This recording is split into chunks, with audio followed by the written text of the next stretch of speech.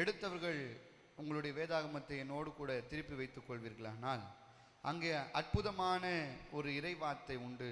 விசுவாசத்தை குறித்த நம்பிக்கையை வெளிப்படுத்தக்கூடிய, ஆண்டவர் நம்மோடு பேசக்கூடிய ஒரு அற்புதமான வார்த்தை அங்கே உண்டு. என்னோடு கூட நீங்கள் திருப்பி வைத்துக் கொள்வீர்களானால் எடுத்தவர்கள் வாசிங்க. மார்க் எழுதின சுவிசேஷ புஸ்தகம் 9ஆம் அதிகாரம் 23வது வசனத்தை வாசிப்போம். மார்க்கு 9:23. இயேசு நோக்கி, நீ விசுவாசிக்க கூடுமானால் ஆகும், விசுவாசிக்கிறவனுக்கு எல்லாம் கூடும். அல்லேலூயா. இந்த வியாதி குணமாகும் என்று விசுவாசித்தால் உடனே ஆகும். ஆமே. இந்த டைம்ல இந்த ட்ரெயின் கிடைக்கணும்னா அது ஆகும். ஆமே. ஒரு சாட்சி சொல்லணும்னா, கடந்த முறை போன லாஸ்ட் ஃப்ரைடே நான் வெனஸ்டே நினைக்கிறேன், எக்ஸாமுக்காக கடந்து போன போது சோபனாக்கா வீட்டிலேருந்து போகும்போது ட்ரெயின் எல்லாம் ஒரு கிளியரன்ஸே இல்லாமல் தான் நான் போய் ட்ரெயின் ஏறினேன். போயெல்லாம் கரெக்டாக செட்டில் ஆகிட்டேன். ஆனால் அங்கேருந்து சென்னை நோக்கி வரணும். அந்த ட்ரெயின் ரொம்ப இம்பார்ட்டண்டான ட்ரெயின். ஏன்னா அடுத்த நாள் காலையில் பேராயத்தினுடைய உபவாச கூடுகை, அதில் நான் சரியான நேரத்தில் கலந்து கொள்ள வேண்டும். இப்படிப்பட்ட நெருக்கத்தில் பாருங்கள், எப்போவுமே சரியாக வர ட்ரெயின் அன்னைக்கு தாமதமானதால் காலையில் வர ட்ரெயினை சாயங்காலம் விட்டாங்க. ஆமே. அல்லேலூயா. அந்த ட்ரெயினில் நான் இது ஸ்பெஷல் ட்ரெயின்னு சொன்னாங்க. ஆமே. நான் டிக்கெட் ரிசீவ் பண்ணவே இல்லை. ஆனால் அன்ரிசர்வில் தான் வந்தேன். ஆனால் அனந்தபூர்லேருந்து சென்னை வரைக்கும் படுத்துனே தான் வந்தேன். அல்லேலூயா. எங்கள் ட்ரெயின் என்கிட்ட ஃபோட்டோ இருக்குது, நான் வேணால் உங்களுக்கு முடிஞ்ச அப்புறம் பாருங்கள். ஒரு கம்பார்ட்மெண்ட்டே காலியாக இருக்குது. ஆமே. இது விசுவாசிக்கிறவங்களுக்கு கூடும். ஆமே. அல்லேலூயா. நம்மளுடைய லைஃப்ல நம்ம இது எதெல்லாம் நடக்காதுன்னு நினைக்கிறோமோ, சாத்தி இல்லைன்னு நினைக்கிறோமோ, இதெல்லாம் எப்படி வாய்க்கும் என்று நினைக்கிறோமோ, அது நம்மளால முடியாது. நாம் விசுவாசிக்கிற ஆண்டவரால் எல்லாவற்றையும் நமக்கு செய்ய கூடும். அதனால தான் அன்றைக்கு ஆபிரகாமுக்கு இத்தனை வருஷம் கழிச்சு குழந்தை பிறக்கும்னு சொன்னப்போ ஆண்டவர் அதை செய்தார். அல்லேலூயா. அல்லேலூயா. எசேக்கியா கிட்ட போய் நீ சாவ மாட்டேன்னு சொன்னப்போ ஆண்டவர் அதை செய்தார். அல்லேலூயா. 5 அப்பத்தை 5000 பேருக்கு போஷிக்க முடியும்னு அவர் நம்பி பரிமாற சொன்னப்போ அது ஆச்சு. அல்லேலூயா. திராட்சரசம் தண்ணீரை திராட்சரசமாய் மாற்றி அதை பரிமாறும் போது தண்ணீர் எப்படி திராட்சரசமா மாறும்னா அது மாறும். ஆமே. விசுவாசிக்கிறவங்களுக்கு கூடும். ஆமேன். பைபிளில் ஒரு கேரக்டரை காமித்து கொடுக்க விரும்புகிறேன். 1 ராஜாக்கள் புஸ்தகம் 17ஆம் அதிகாரத்துக்கு நேராக உங்களுடைய வேதாகமத்தை என்னோடு கூட மீண்டும் திருப்பி வைத்துக் கொள்வீர்களானால் 1 வசனத்தை வாசிங்க. 1 ராஜாக்கள் 18ஆம் அதிகாரம் 1வது வசனம். அநேக நாள் சென்ற பின்பு கர்த்தருடைய வார்த்தை உண்டாகி ஆகாப்புக்கு உன்னை காண்பி தேசத்தின் மேலே கட்டளையிடுவேன். இப்போ இங்கே பாருங்க, தெளிவாக சொல்லுது. 3 வருஷம் கழிச்சு ஆகாப் கிட்ட போய் எலியாவை காண்பிக்க சொல்லி ஆண்டவர் சொல்றார். 17ஆம் அதிகாரத்தில் உங்களுக்கு நல்லா தெரியும். ஆகாப் கிட்ட போய் எலியா சொல்றாரு, நீங்க பாகால்களை சேவிக்கிறதுனால, தேவனை மறந்து தேவனை தேடாமல் அவர் விட்டு தூர போனதுனால அவர் உங்க மேல கோபமா இருக்கிறாரு. அதனால இனி பட்டணத்துல மழை பெய்யாது, இந்த பட்டணத்துல பஞ்சம் உண்டாக போகிறதுன்னு போய் சொல்லுன்னு சொல்றார். அல்லேலூயா. அதே போல ஆகாப் கிட்ட போய் எலியா போய் மழை பெய்யாதுன்னு சொன்ன உடனே ராஜா கோபமாகி எல்லா தீர்க்கதரிசிகளையும், இஸ்ரவேலின் தீர்க்கதரிசிகளை எல்லாம் கொலை செய்ய சொல்லுகிறார். ஆனா ராஜா கூட இருக்கிற ஒபேதியா என்கிற தேவ மனுஷன் ஒரு சில தீர்க்கதரிசிகளை 50 பேரா குகையில ஒளித்து வைக்கிறார். 3 வருஷம் கழிச்சு, அதாவது கேரி ஆற்றங்கரையில தண்ணீர் வற்றி போய் சாரிபாத் வீடுல ஆண்டவர் வச்ச அந்த டைமிங் முடிஞ்சு மீண்டும் ஆண்டவர் சொல்றாரு, தம்பி இது வரைக்கும் நீ ஊழியம் பண்ணது ஓகே, இது வரைக்கும் நீ பொறுத்திருந்தது ஓகே, இப்போ போய் உன்னுடைய முகத்தை யாருக்கு காமி அப்படின்னு சொன்னது மட்டும் இல்ல, இப்ப மழை பெய்யும் போய் சொல்லு அப்படின்னு சொல்லிட்டு, எந்த தெய்வம் அக்கினினால உத்து வரலுமோ அந்த தெய்வம் தான் உண்மையான தெய்வம் என்பதை அந்த மக்கள் அறிந்து கொள்ளும்படி அங்க போய் ஒரு மிகப்பெரிய சாட்சியை உண்டாக்குன்னு ஆண்டவர் சொல்லுகிறார். அல்லேலூயா. அல்லேலூயா. அங்க உங்க எல்லாருக்கும் தெரியும், அங்க ஒபேதியா போய் சொன்ன உடனே இது மாதிரி ஆகாப்ப நான் பார்க்கணும்னு சொன்ன உடனே அங்க ஒபேதியா சொல்றாரு, ஐயா நீங்களாம் செத்து போயிட்டீங்கன்னு சொன்னதால ஆகாப் அமைதியாக இருந்தார். இப்போ நீங்கள் உயிரோடு இருக்கிறீங்கன்னா என்னையும் கொண்டு போட்டுருவார். இல்லை இல்லை நீ போ அப்படின்னு சொல்லிட்டு ஆகாப்பின் இடத்துல போய் இப்படி ஒரு காரியத்தை அங்கே எலியா தீர்க்கதரிசி என்ன பண்ணுறாரு? 15வது வசனத்தை வாசிங்க. இன்றைக்கு என்னை அவனுக்கு காண்பிப்பேன் என்று ஆ ஆ ஆ ஆ ஆ ஆ ஆ ஆகாப் எலியாவை கண்டபோது எலியாவை நோக்கி, இஸ்ரவேலை கலங்க பண்ணுகிறவன் நீ அல்லவா? அதற்கு எலியா சொல்றாரு, இஸ்ரவேலை கலங்க பண்ணுகிறவன் நான் அல்ல, கர்த்தரின் கட்டளைகளை விட்டு பாகால்களை பின்பற்றினதனால்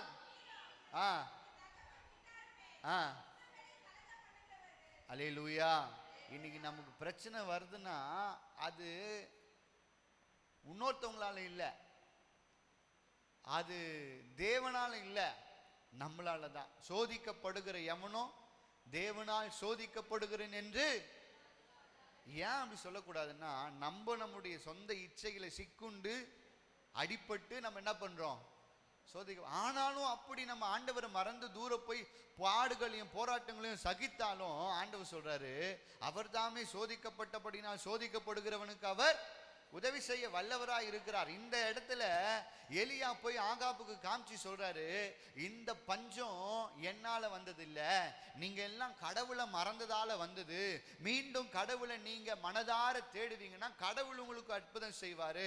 ஒருவேளை நீங்க பாகால்களை வணங்குகிற அளவுக்கு அது உங்களுக்கு என்ன செஞ்சிச்சுன்னு எனக்கு தெரியல, ஆனா நானும் ஆண்டு இஸ்ரவேல் ஜனங்களை ஆராதிக்கிற தெய்வம் உண்மை உள்ள தெய்வம், அக்கினினால உத்தரவு அருளுகிற தெய்வம்.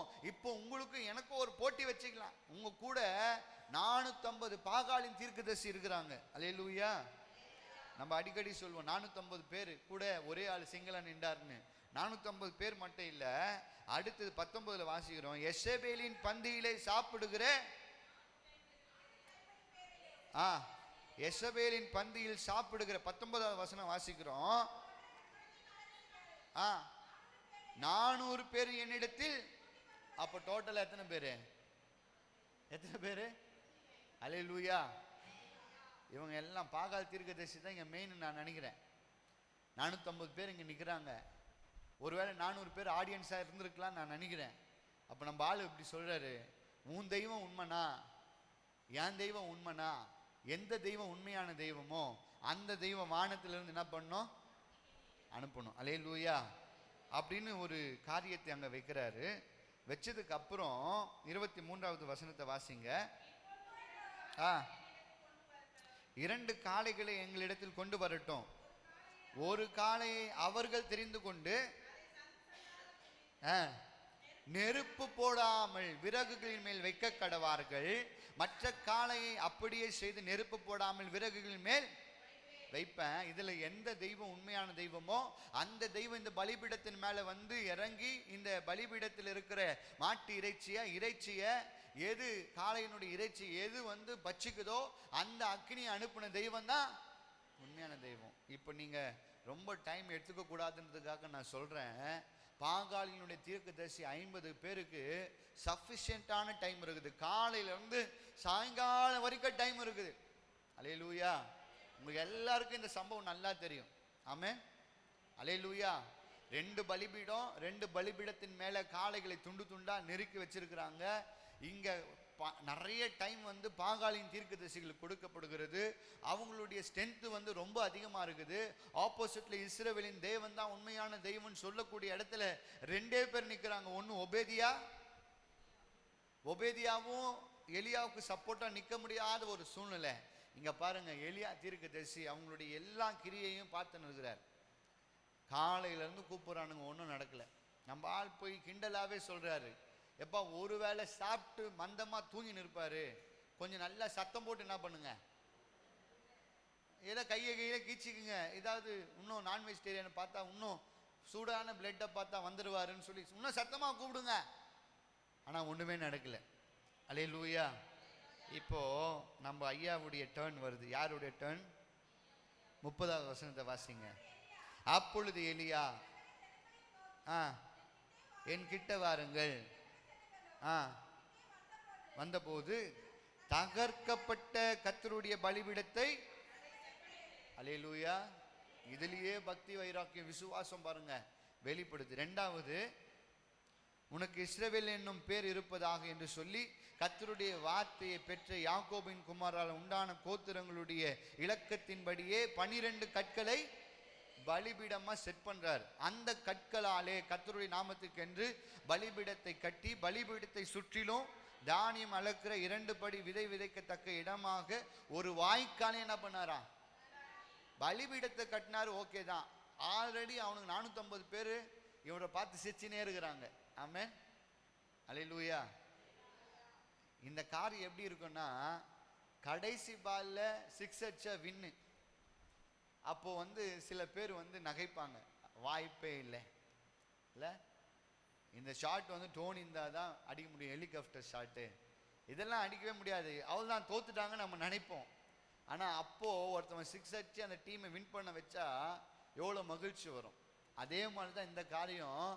6 அடிக்கிறதுக்கு கொஞ்ச நேரத்துக்கு முன்னாடி வரைக்கும் ஆப்போசிட் டீம் ஜெயிக்கக்கூடாதுன்னு நினைக்கிறவன் பல்வேறு கேலி கிண்டலை பண்ணுவான். அதே போல தான் 450 பேர் இருக்கும்போது நம்ம எலியா தைரியமா பேசிட்டாரு. ஒரு ஆள் தான் கேட்டுச்சா கேட்கலையான்னு தெரியல. ஆனா 450 பேரும் எலியாவை ஒவ்வொரு நிமிஷமும் ஏதாவது டார்கெட் பண்ணினே இருந்திருப்பாங்க.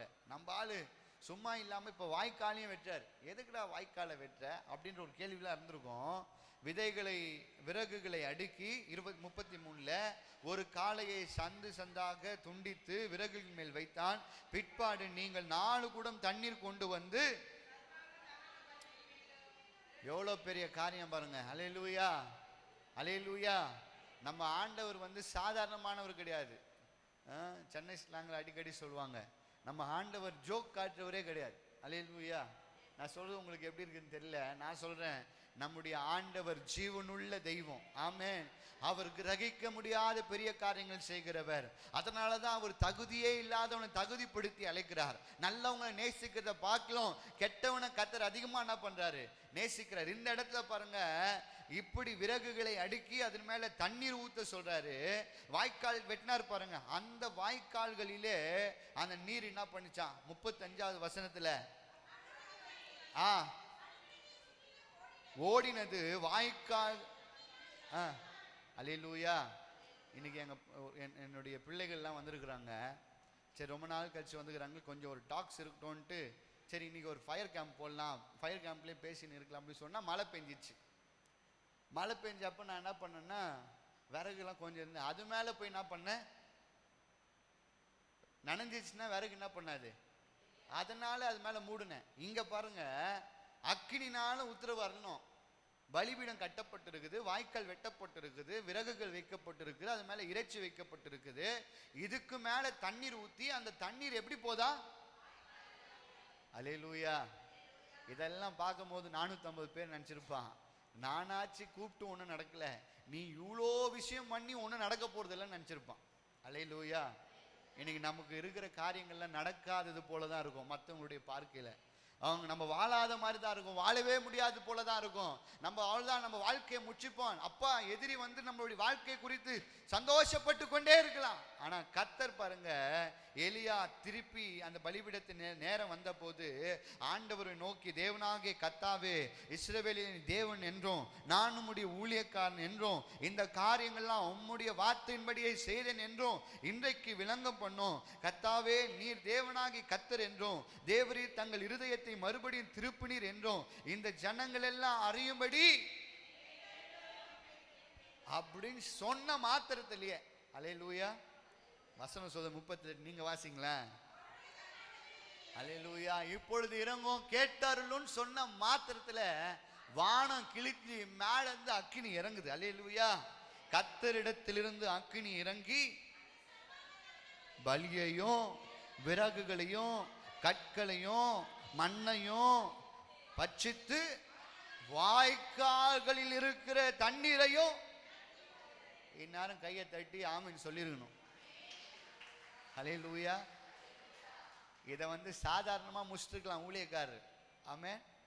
அப்பா உனக்கு தேவை பலிபீடத்தில் அக்கினி தானே இருக்கு, எப்பா லைட்டாக கொஞ்சம் போட்டு விடுங்க, ஃபயர் ஸ்பார்க் ஆகட்டும்னா அப்போவே முடிஞ்சிருக்கும். ஆனால் அவருடைய புகழ் பேசப்படாமல் மறைந்திருக்கும்.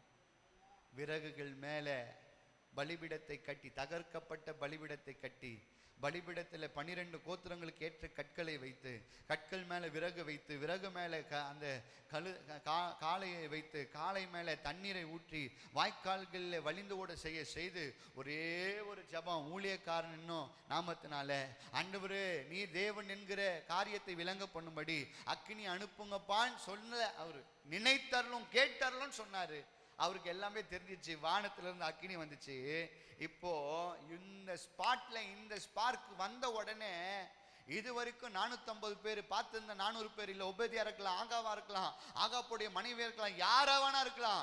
எலியா இந்த வார்த்தை சொன்ன பிறகு மேல இருந்து இறங்கி வந்த அக்கினியை பார்த்து இப்ப பின்வாங்கி போன சோரம் போன இஸ்ரவேல் ஜனங்கள் எல்லாம், வசனம் சொல்லுது 39ல, ஜனங்கள் எல்லாரும் முகங்குப்புற விழுந்து கர்த்தரே தெய்வம் என்றார்கள். அல்லேலூயா.